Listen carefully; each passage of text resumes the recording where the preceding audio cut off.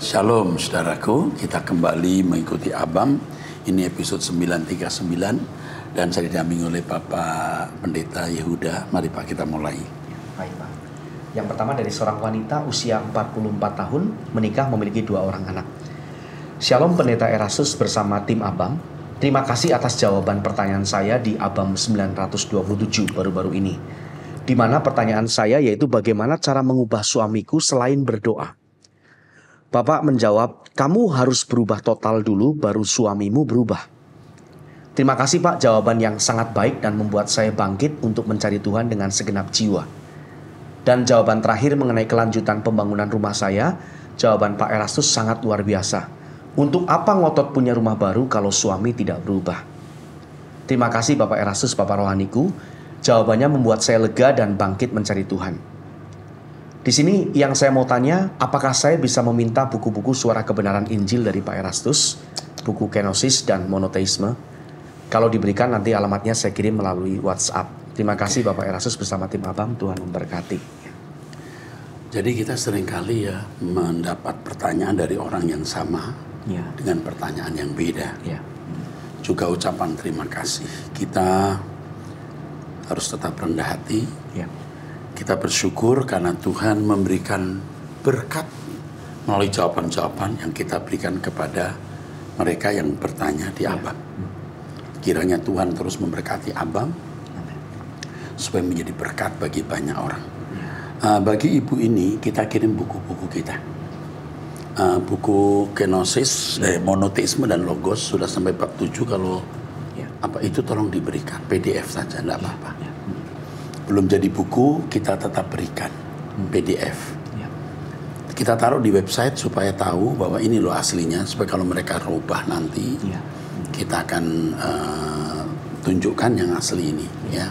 Karena kita menghadapi orang-orang yang kadang-kadang tega ya, merubah tulisan, merubah ucapan. Begitu ya Pak Yehuda ya. Oke, saya kira itu saja kepada Ibu. Kami senang Ibu menuruti nasihat Tuhan lewat mulut kami dan ternyata itu memulihkan Ibu. Ya, Ibu, satu kalimat yang saya mau katakan waktu mendengar pertanyaan Ibu, Tuhan tidak permalukan Ibu. Oke, teruskan. Berikutnya dari seorang wanita usia 26 tahun belum menikah tinggal di Kupang. Shalom Pak Eras yang terkasih, kiranya Tuhan selalu melindungi Bapak beserta keluarga dan pelayanan Bapak. Pak, saya mau bertanya, tapi sebelum itu saya ingin sedikit bercerita tentang keluarga saya. Kami bersaudara 4 orang, 3 perempuan dan 1 laki-laki, yaitu kakak tertua kami. Ayah kami sudah meninggal 9 tahun lalu, dan semenjak itu ibu kamilah yang menjadi kepala keluarga. Pak, kakak tertua saya yaitu kakak laki-laki, sudah hampir 3 tahun ini dia berpacaran dengan wanita yang berbeda keyakinan dengan kami. Saat 2 tahun lalu Mama mengetahui kebenaran ini, Mama akhirnya menegur kakak laki-laki saya untuk berhenti dan tidak lagi berhubungan dengan wanita ini karena perbedaan agama tersebut. Dan Mama juga sudah berbicara dengan wanita ini untuk tidak lagi berhubungan dengan kakak laki-laki saya. Namun mereka berdua diam-diam masih menjalani hubungan mereka sampai saat ini Pak. Setelah beberapa bulan ini sepertinya kakak laki-laki saya sudah jarang keluar untuk bertemu dengan wanita ini. Jadi kami kira mereka sudah tidak lagi berhubungan. Dan Mama mengatakan bahwa mungkin doanya sudah dijawab oleh Tuhan karena ini salah satu pergumulannya. Iya. Akan tetapi kemarin saya di WhatsApp oleh wanita ini, dia mengatakan kalau dia sudah hamil 4 bulan anaknya kakak saya. Di situ saya sangat syok dan tidak tahu harus bagaimana Pak. Jadi saya memutuskan untuk menceritakan pada kakak perempuan saya. Kami bingung dan merasa kecewa dengan apa yang sudah kakak tertua kami berbuat. Tapi di satu sisi kami juga kasihan pada wanita ini. Apalagi dia dan kakak saya pernah mencoba untuk menggugurkan anak itu, tapi anak itu lebih kuat dan dia tetap hidup sehingga sekarang sudah masuk bulan keempat masa kehamilannya. Kami sekarang sedang bingung Pak, apa yang harus kami lakukan. Karena kami tidak mungkin memberitahukan kepada mama kami kalau kakak kami sudah menghamili wanita yang berbeda agama ini. Karena kami takut mama tidak bisa menerimanya. Apalagi mama juga sedang kurang sehat dalam beberapa waktu ini. Jadi kami takut untuk memberitahukannya. Di sisi lain, dari sisi wanita dan keluarga ini maunya pihak keluarga kami datang untuk membicarakan mengenai masalah ini sehingga bisa mendapatkan jalan keluar. Saya sempat bertanya juga kepada wanita ini kalau misalnya dia ikut keyakinan kakak saya, dia mau atau tidak. Kata wanita ini, dia bisa saja ikut. Tapi untuk sekarang belum bisa karena kedua orang tuanya tidak akan menerimanya. Menurut Bapak, apa yang harus saya lakukan dengan permasalahan ini ya Pak? Apakah kami harus memberitahukan kepada mama atau bagaimana? Saya sangat bingung dengan hal ini. Saya juga belum sempat berdiskusi dengan kakak laki-laki saya karena baru kemarin saya mengetahuinya. Sekian dari saya. Mohon maaf karena cerita saya agak panjang Pak. Terima kasih untuk jawaban Bapak. Ya, Tuhan Yesus memberkati. Ini harus segera dijawab ya. Saran saya adalah mamanya harus diberitahu. Ya. Sebab kalau tidak diberitahu nanti malah dipersalahkan. Ya. Kalau pihak perempuan minta bertanggung jawab, harus bertanggung jawab. Ya. Tapi kalau pihak perempuan tidak menuntut menikah, tidak usah menikah. Kalau wanita ini mau menjadi orang Kristen itu lebih baik. Ya. Karena nanti bisa diarahkan. Saya harap keadaan ini bukan satu titik kegagalan total. Masih belum. Ya, ini jangan dianggap sebagai fatal gitu. Satu kegagalan yang sudah puncak atau fatal. Masih bisa dipulihkan. Masih bisa. Jadi mama harus diberitahu. Tapi sebelum diberitahu hendaknya pihak perempuan dipastikan mau menikah secara Kristen, maunya bertanggung jawab atau boleh dilahirkan tanpa menikah. Nah, bagaimana? Dirundingkan dulu. Dan perundingan tanpa mama dulu. Setelah sudah matang, baru mama diberitahu. Cukup jelas ya? Jelas, Pak. Ini bisa diselesaikan ya. Jangan menganggap ini satu kegagalan total. Masih bisa. Ya, masih bisa. Bahkan kondisi yang paling parah misalnya suami harus dipaksa masuk agama lain. Jangan sampai berkelahi, tenang saja. Karena kakak tertuamu tidak mungkin pindah agama. Tidak mungkin pindah agama. Kalaupun dia seakan-akan pindah agama, dia pasti pura-pura. Ya, kakak kamu ini orang yang sudah percaya Yesus dan tidak mempercayai agama lain. Saya kira ada penyesalan yang dalam di hati kakak kamu sehingga mau menggugurkan anak itu. Nah, kiranya Tuhan menolong agar anak ini tidak cacat karena proses pengguguran itu bisa membahayakan bagi janin. Jadi sekali lagi ini bukan kegagalan fatal atau total, masih bisa dipulihkan. Selesaikan dengan pihak wanita itu dan orang tua. Ajak kakak laki-laki yang lain itu untuk rundingan ke keluarga. Oke? Rundingan dulu dengan kakak yang menghamili dan wanita itu lalu ke rumah lalu membicarakan. Oke, setelah matang baru mama diberitahu. Oke, cukup jelas ya? Jelas, Pak. Yang lain, kepada yang lain ya, jangan nakal ya. Jangan nakal. Senangnya tidak seberapa, penderitaannya panjang. Dan melibatkan banyak orang, terutama orang tua yang terluka. Papa sudah tidak ada, mama jadi kepala rumah tangga. Ini kakak kok begitu ya? Memang dasar kakak ini tidak bertobat ya. Oke, teruskan aja. Baik Pak, pertanyaan berikutnya dari seorang pelajar wanita tinggal di Medan. Izin bertanya, apakah salah jika orang tua saya mendatangi dukun ketika ada masalah dalam keluarga saya? Salah sekali ya. Itu mendatangkan kutuk ya. Terus beliau meminta petunjuk dari dukun dan dukun itu berdoa dengan menyebut nama Tuhan Yesus Kristus. Lalu apakah yang akan didoakan oleh dukun itu akan terjadi dalam keluarga saya, Pak? Kalau yang namanya dukun mau pakai nama Yesus atau pakai nama apapun, dukun itu persekutuan dengan kuasa kegelapan. Kecuali dia hamba Tuhan ya. Terus iya, terima kasih Tuhan Yesus memberkati. Jadi jelas itu mendatangkan kutuk dan jangan diulangi lagi. Kalau di mana nih? Di Medan ya? Ini tinggalnya di Medan, Pak. Kalau di Jakarta pergi ke Mall Arta Gading lantai 5, kami doakan, kami lepaskan. Sebab kedukun itu berarti mengadakan ikatan perjanjian dengan kuasa gelap. Setan tidak memberi gratis. Dia mengikat. Dia menaruh kutuk atau mendatangkan kutuk. Oke, teruskan. Pertanyaan dari seorang wanita usia 48 tahun, menikah memiliki 3 orang anak, tinggal di Jakarta Timur. Shalom Pak Pendeta, saya memiliki suami yang jauh lebih tua dari saya, dan sampai saat ini dia bekerja mandiri dengan perkayuan di rumah saya. Namun belum tercapai apa yang diharapkannya. Saya sebagai tulang punggung keluarga dan memiliki 3 orang anak yang kuliah dan sekolah. Setiap hari saya pergi bekerja Senin sampai Jumat. Yang menjadi masalah di rumah mertua saya yang tidak jauh dari rumah saya, ada suster yang mengasuh ibu mertua yang baru bekerja sekitar 2 bulanan. Saat kumpul malam tahun baru di rumah ibu mertua, saya melihat suami saya berjalan menyenggol suster tersebut, padahal space di sebelah masih longgar. Saya kaget tidak menyangka dan saya tanya suami. Dia menyangkal dan mengatakan tidak ada melihat suster tersebut. Saya panik lalu saya bilang ke adik ipar yang tinggal di rumah ibu mertua saya.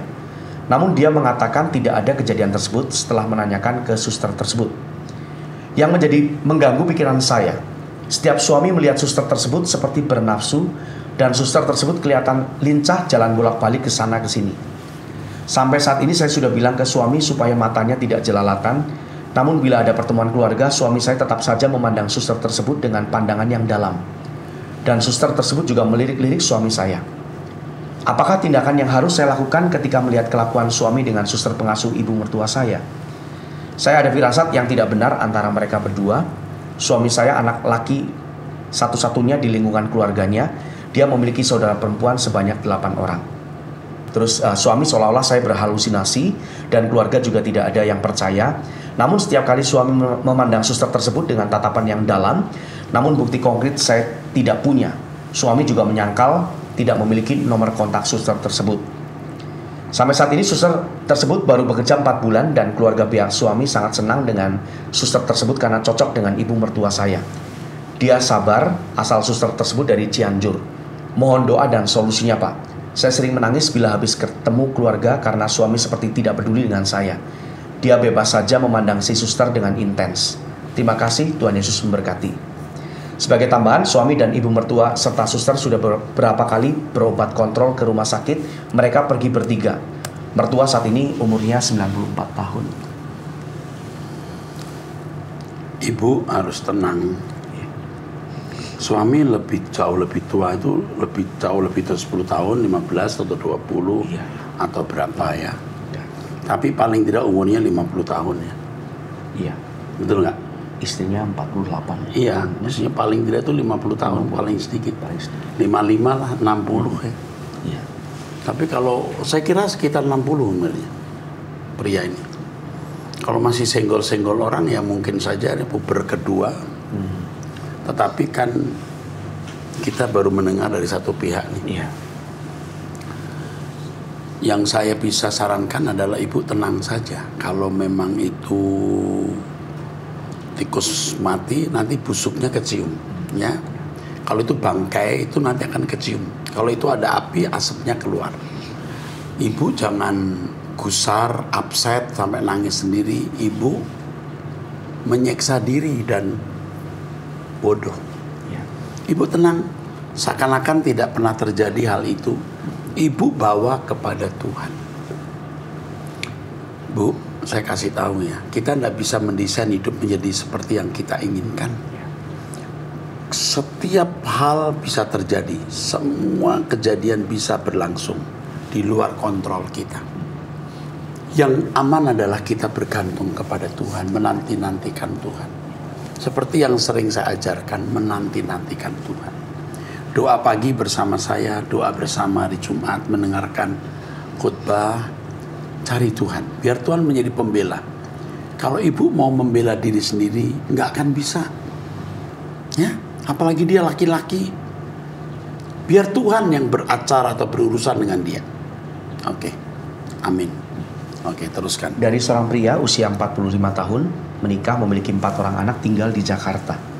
Shalom Aleichem. Terima kasih telah memberikan bagi kami untuk dapat bersama memuliakan Tuhan yang Maha Tinggi, Allah Abraham, Ishak dan Yakub. Kembali saya mengucapkan terima kasih bagi Bapak Pendeta yang membaca dan memberikan respon. Bapak Pendeta Erastus, saya bangga kepada Bapak.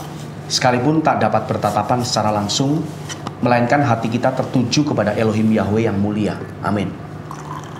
Mengenai sudut pandang saya akan teks yang sudah dibacakan tentang suku Lewi, terima kasih. Benar, itu adalah perspektif dari pribadi saya yang memandang bahwa kebutuhan kita saat ini adalah kemurnian dengan mematikan setiap keinginan pribadi dan mengutamakan Dia yang memerintah. Bapak Pendeta Erastus, kami bersamamu sebagai pendoa yang menuju memandang kepada Yerusalem dan langit baru, bumi baru. Wah, terima kasih. Ini tulus ini. Ya.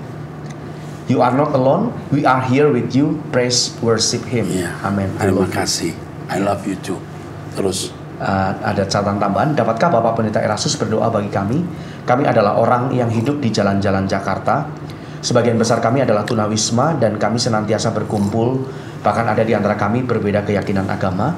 Hanya karena Yesus kami dapat duduk bersatu. Itulah yang kami minta doakan. Kami yang berada di jalan ini agar terus berjalan mengabarkan Injil kebenaran atau truth bagi setiap umat manusia. Amin. Terima kasih. Pria ini tidak mencari sumbangan. Berarti pria ini orang baik. Ya. Coba ditelepon Pak Michael. Apa yang bisa kita bantu? Bisa menjadi bersama-sama dalam pelayanan untuk orang jalanan. Ya. Selama ini benar-benar baik. Ya. Juga bisa menjadi pengabdian masyarakat untuk SCT IKUM ini. Kita rangkul. Ya. Dia punya komunitas bukan hanya orang-orang Kristen. Dan kita juga tidak bermaksud mau mengkristenkan. Tapi bisa memberikan damai sejahtera. Itu Tuhan berkenan yang memberi belas kasihan. Tolong ditindaklanjuti. Oke, Saudara Paulus ya. Namanya nggak perlu kita sembunyikan. Toh nama Paulus banyak. Kami akan peduli ya dengan pelayanan Anda. Dan dari tulisan Anda bukan orang bodoh ya. Anda orang educated. Dari tulisannya Anda orang educated. Bahasa Inggrisnya juga bagus ya. Oke. We love you ya. Kita appreciate your worship. Thank you for the attention, your kindness. Thank you so much. Betul cukup ya? Teruskan Pak. Berikutnya dari seorang wanita usia 41 tahun, janda ditinggal mati suaminya. Memiliki dua orang anak tinggal di Banjarmasin. Shalom Pak Eras terkasih bersama pelayan Tuhan tim Abam. Saya mau bertanya. Suami saya 8 bulan yang lalu meninggal dunia. Sebelum beliau meninggal sudah punya hutang banyak karena suka main judi online. Saya sudah bantu melunasi, tapi ada beberapa hutangnya yang sampai saat ini belum bisa saya lunasi, seperti di kartu kredit, pinjaman online, dan sebagian di teman-teman kerjanya.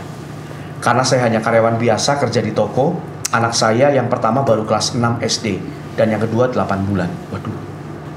Apakah hutang-hutangnya tersebut kalau tidak saya bayarkan bisa berdampak di kekekalan buat suami saya? Benar. Ya.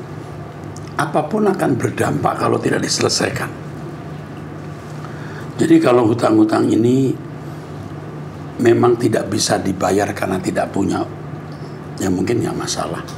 Tapi kalau tidak membayar karena bengkok hati, itu tetap berdampak. Ya. Jadi bukan masalah uangnya, masalah sikap hatinya. Coba nanti di telepon Pak Mario. Apakah ada ikatan hukum kalau begini ya? Karena ini hanya karyawan toko. Ibarat disembelih pun nggak ada darahnya. Ya, kita harus lindungi wanita ini. Oke, teruskan. Saya sangat mengasihi suami saya Pak Eras. Saya tidak mau suami saya masuk neraka. 3 bulan sebelum meninggal, suami saya sudah menunjukkan perilaku baiknya dengan mau bertanggung jawab menafkahi saya dan anak. Oh, ada persiapan kematiannya. Ya, terus bulan sebelumnya. Apa yang harus saya lakukan, Pak Eras? Saya setiap hari suka mendengarkan kebenaran firman Bapak dan lagu pujian Bapak. Karena itu sangat menguatkan saya sebagai single parent. Terima kasih Pak Eras, kiranya Tuhan memberkati pelayanan dan kehidupan Pak Eras, keluarga, beserta tim pelayanan. Amin. Okay. Ya. Ini bukan hanya dijawab ya. Ini bukan hanya dijawab ya, tapi kami juga akan menghubungi supaya dia terlindungi secara hukum dengan hutang-hutang suaminya. Kalau hutang itu bisa dibayarkan, usahakan untuk membayar. Tapi kalau tidak, coba nanti diperhitungkan apakah istri harus tanda tangan, bersedia mengembalikan atau tidak. Biasanya kalau seorang hutang meninggal itu sudah selesai. Nah ini nggak tahu bagaimana ikatannya.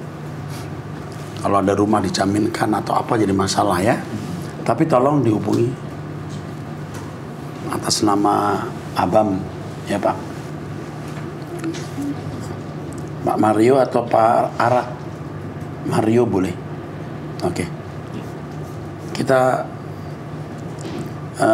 ini buat kita proyek ya. Iya. Proyek yang Tuhan berkenan.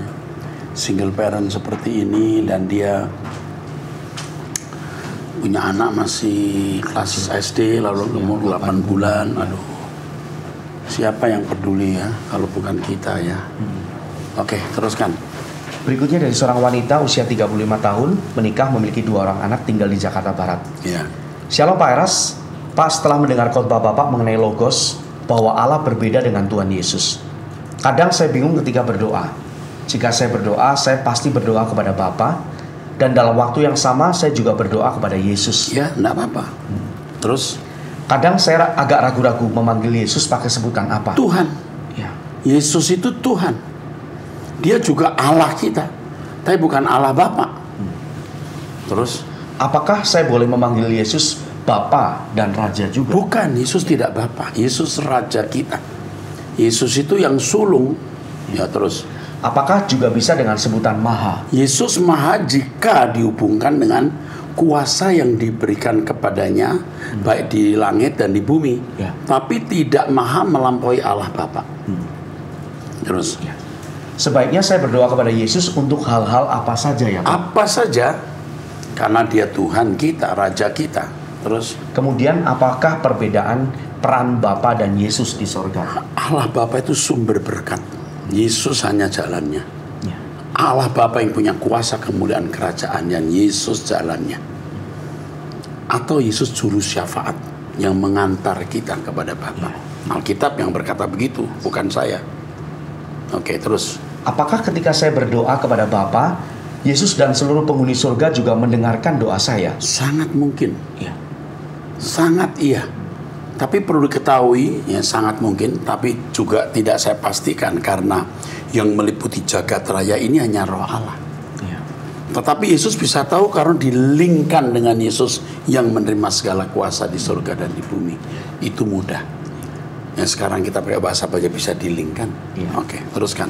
Oh ya Pak, satu lagi saya mau tanya.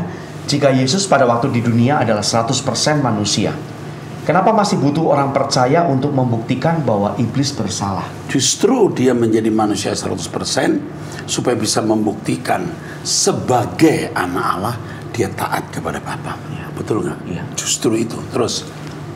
Kenapa iblis tidak langsung dihukum ketika Yesus sudah membuktikan bahwa dia bisa hidup kudus dan berkenan di hadapan Bapa? Ini harus dijelaskan di Corpus Delicti, yang bukunya mungkin hampir 300 halaman. Ini siapa ya? Penanya ini. Ya, ini bisa diberi ini nih. Ini nggak ada rahasia ya. Iya. Saudari Desi ini ya. Desi usia 35 tahun. Mungkin kita kirimkan saya PDF Corpus Delicti. Ya. Walaupun mesti kita revisi juga karena nggak tahu apakah ada yang direvisi ya. Nanti kita lihat. Oke, Desi, teruskan. Pak, mohon maaf kalau dari pertanyaan saya Bapak sudah pernah menjelaskan sebelumnya. Terima kasih banyak Pak, sehat selalu supaya kami tetap bisa mendengarkan Bapak khotbah. It's okay Desi. Kamu punya anak 2 ya, kamu di Jakarta Barat ya.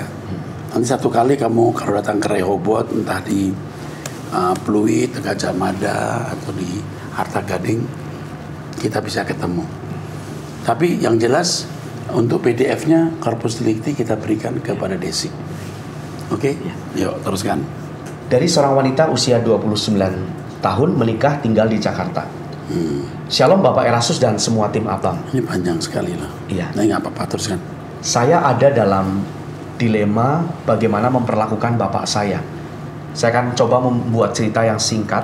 Mama saya adalah orang yang cinta Tuhan. Bisa dilihat dari buah hidupnya. Namun bapak saya sebaliknya. Ketika saya masih kecil, saya sudah melihat bapak saya tidak mengasihi ibu saya. Walaupun demikian, ibu saya selalu berkata untuk tidak membenci bapak. Karena bagaimanapun beliau adalah orang tua kami. Orang tua saya punya 6 anak, 5 anak perempuan dan anak terakhir adalah laki-laki. Bapak saya bukan orang yang menghormati Tuhan. Sejak masih muda, dia sudah hidup sembarangan, minum, mabuk, berjudi, mempermainkan perempuan, menurut cerita yang saya dengar. Di adat Batak, jika tidak ada anak laki-laki, maka si istri dianggap tidak bisa melanjutkan keturunan untuk marga suaminya.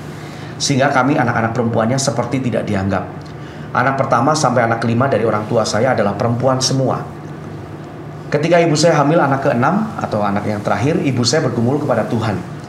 Sebelumnya bapak saya sempat berjanji kalau anak ke-6 adalah laki-laki maka dia akan bertobat.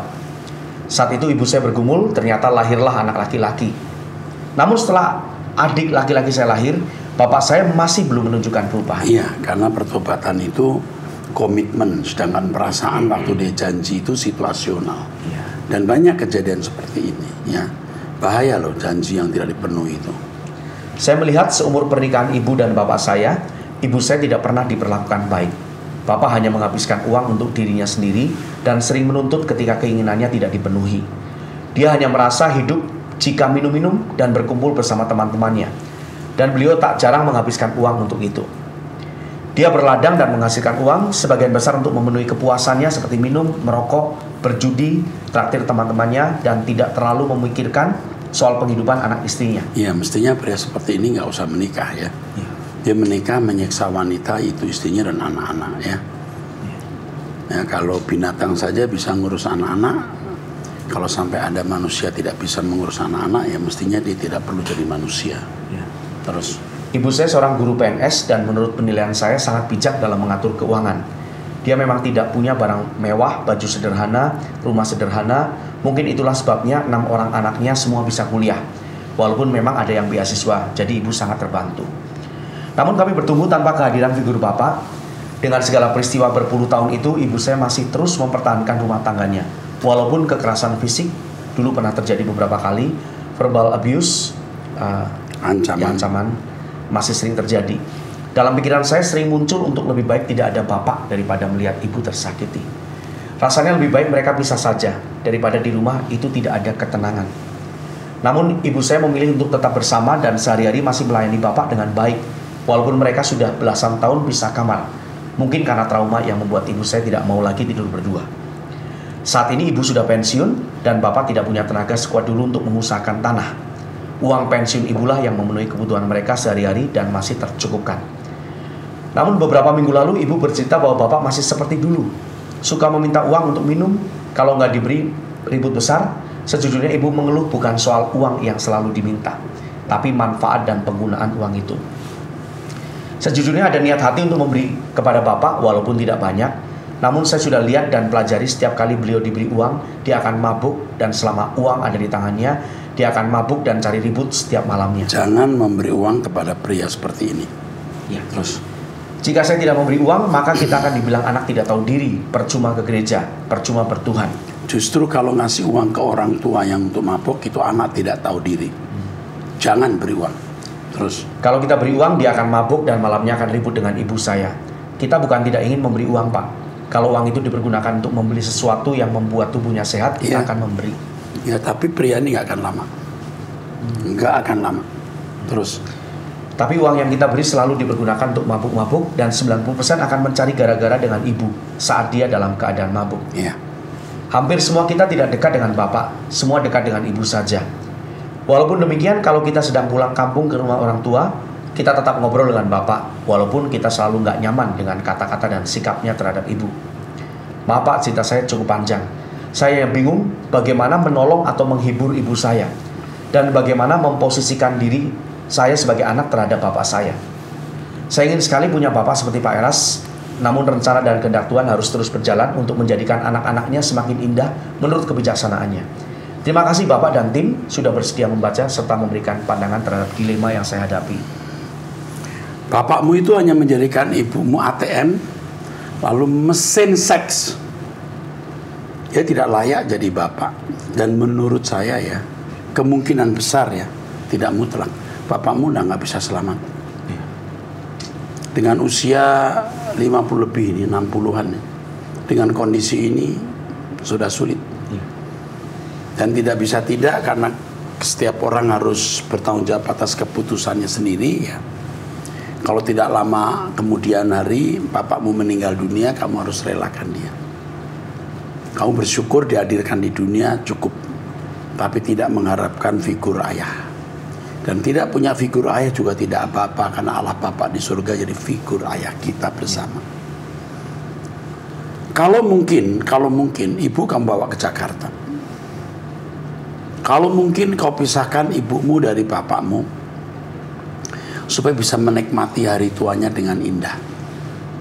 Tapi ibumu itu jempol 2. Kalau 4, jempol 4. Wanita yang pasti diberkati Tuhan dan masuk surga.